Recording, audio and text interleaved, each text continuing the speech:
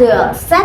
Assalamualaikum warahmatullahi wabarakatuh. Kami dari kelompok 7 akan menyampaikan materi mengenai WFH atau hybrid working pada sistem kerja ASN di Indonesia pasca pandemi. Langsung saja ke materinya.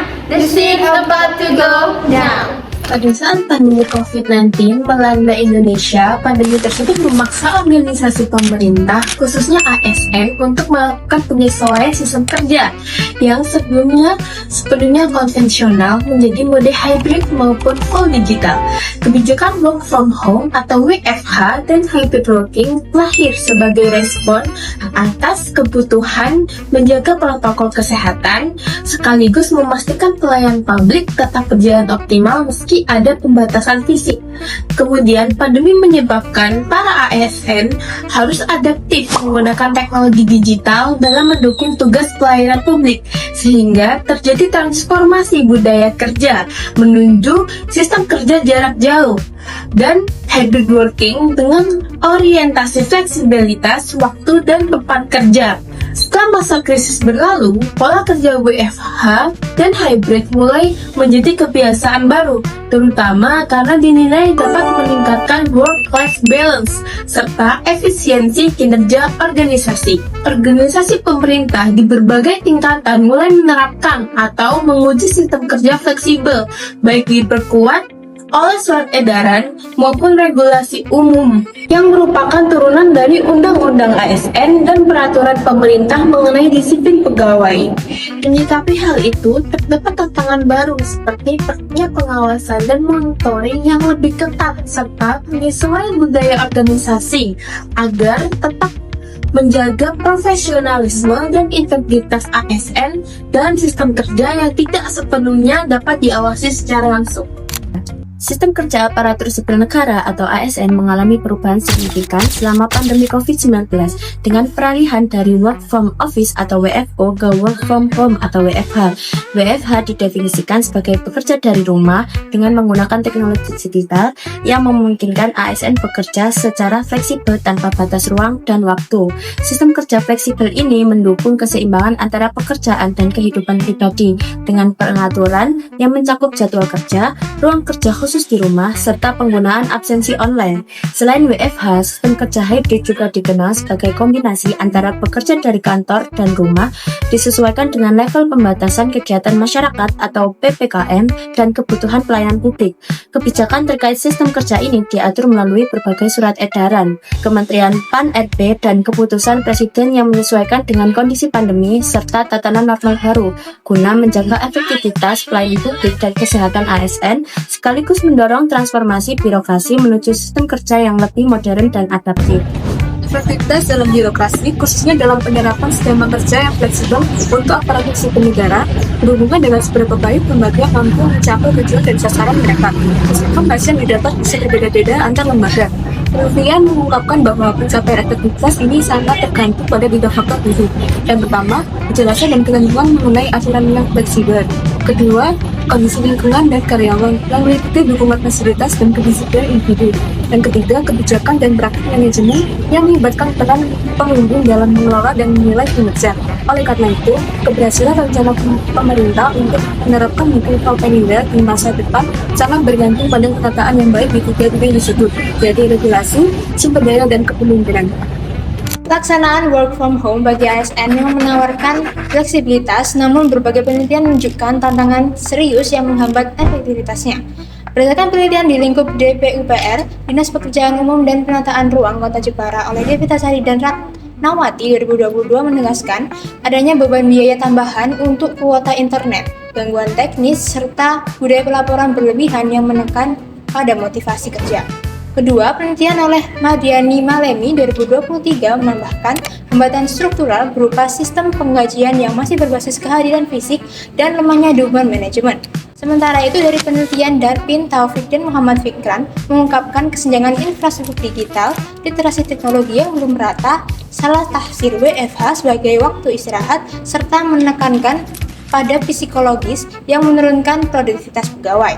Yang keempat, penelitian dari Yeni Widi Astuti 2023 menekankan pentingnya menjaga profesionalitas ASN di rumah, pengawasan ketat, komunikasi organisasi yang efektif, serta kebijakan responsif terhadap krisis.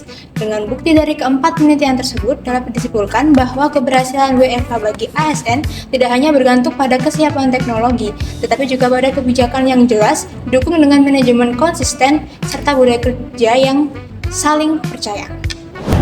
Manfaat yang pertama, peningkatan kualitas hidup dan kesejahteraan pegawai, menurunkan stres dan kelelahan karena pegawai dapat lebih mengontrol waktu dan tempat mereka bekerja, memungkinkan ASN untuk menghemat uang pribadi seperti biaya transportasi sehari-hari ke kantor.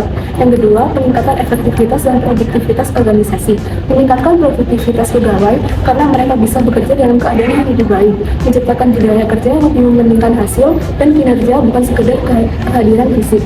Yang ketiga, efisiensi operasional dan modernisasi birokrasi, mengurangi biaya operasional kantor untuk organisasi pemerintah, termasuk biaya listrik dan ruang kerja, mendorong penggunaan sistem pemerintah berbasis elektronik dan teknologi lainnya untuk cara kerja yang lebih modern.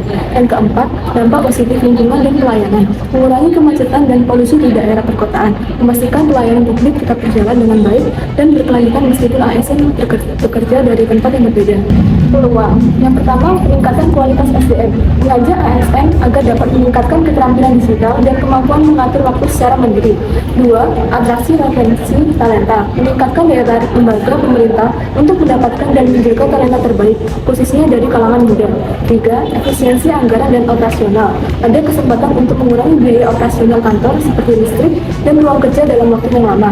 Yang keempat, budaya kerja berbasis hasil, mengubah cara kerja dari yang hanya mengutamakan kehadiran menjadi lebih fokus pada pencapaian dan produktivitas. Dan yang kelima, kesejahteraan pegawai dan lingkungan, meningkatkan keseimbangan antara pekerjaan dan hidup ASN serta membantu mengurangi kemacetan lalu lintas dan emisi gas. Melihat studi kasus yang dilakukan oleh Devitasari dan Ratnawati 2022 di DPUPR Jepara, penelitian ini menggunakan metode deskripsi kualitatif dengan wawancara dan kuesioner kepada 8 pegawai, serta analisis menggunakan model interaktif melalui tahapan pengumpulan data, reduksi, penyajian, dan penarikan kesimpulan. Hasilnya menunjukkan mayoritas pegawai menilai WFH secara positif, yaitu 88% responden menyebut WFH baik atau sangat baik, dan 100% menyatakan WFH memberikan manfaat kerja serta memacu efektivitas kerja. Manfaat yang dirasakan antara lain, fleksibilitas waktu dan tepat, efisiensi biaya dan perjalanan, pekerjaan yang lebih cepat, kenyamanan bekerja di rumah, dan kualitas waktu bersama keluarga.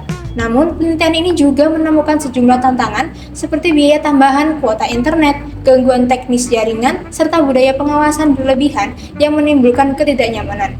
Meski demikian, penelitian ini memiliki keterbatasan karena cakupan responden yang terbatas sehingga hasilnya lebih bersifat indikatif.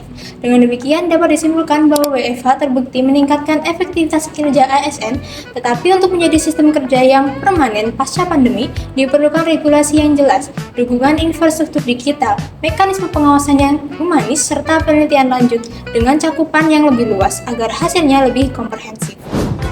Kemudian ada strategi implementasi untuk hybrid working. Yang pertama yaitu penguatan infrastruktur dan teknologi digital sebagai sarana utama dalam pelaksanaan hybrid working, termasuk penyediaan aplikasi absensi online dan pengelolaan laporan kinerja harian. Kemudian bisa ditambah juga dengan komunikasi berbasis grup kerja daring serta akses data real time. Yang kedua yaitu kepemimpinan dan budaya organisasi yang adaptif, mendukung monitoring dan pengawasan berbasis digital, serta terus mendorong komunikasi efektif antara ASN. Kemudian yang ketiga, ada penetapan jadwal kerja, bergantian antara WFO dan WFH untuk menghindari overload, serta tetap menjaga kualitas pelayanan publik. Dan yang terakhir, yang keempat, yaitu pendidikan dan pelatihan bagi pegawai untuk meningkatkan keterampilan digital dan manajemen waktu dalam bekerja dari rumah. Kesimpulannya, implementasi WFH dan hybrid working bagi ASN pasca pandemi merupakan perubahan penting dalam birokrasi Indonesia. Kebijakan ini dibuat untuk menjaga protokol kesehatan dan memastikan pelayanan publik tetap berjalan baik. Sistem kerja fleksibel ini meningkatkan keseimbangan hidup dan kerja serta efisiensi kinerja ASN. Keberhasilan skema ini tergantung pada regulasi yang jelas, dukungan teknologi, manajemen adaptif, dan budaya kerja profesional.